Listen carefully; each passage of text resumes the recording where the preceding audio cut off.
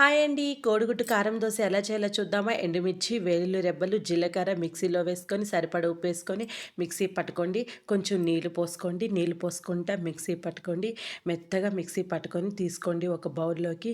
ఇప్పుడు మనం పోపు వేసుకుందామండి. నేను నెయ్యి వేస్తున్నానండి. నెయ్యి వేసి పోపు వేయడం వల్ల టేస్ట్ అయితే సూపర్‌గా ఉంటుంది. ఇప్పుడు పోపు దినుసులు వేసి, కరివేపాకు వేసి నేతిలో బాగా ఫ్రై చేయండి. ఇప్పుడు కారం ఎత్తి వేసి ఒక 2 నిమిషాలు బాగా ఫ్రై చేసి స్టవ్ ఆఫ్ చేసేసేయండి. ఇప్పుడు మనం నెయ్యి, కోడిగుడ్డు కారం దోస వేసుకుందామండి. టేస్ట్ అయితే సూపర్‌గా ఉంటుందండి. దోస పోసుకొని దాంట్లో కారం వేసుకుందామండి. ఫస్ట్ ఒక స్పూన్ కారం వేసుకుందామండి.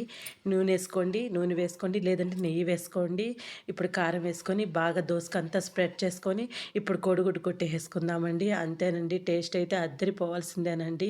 కోడిగుడ్డు కారం దోస అంటే ఇష్టపడని వాళ్ళే ఉండరండి. అంత బాగుంటుందండి దీని టేస్టు. తప్పకుండా మీరు కూడా ఈ రెసిపీని ట్రై చేయండి. సూపర్ అంటారండి మీరేను. లైక్ చేయండి, సబ్స్క్రైబ్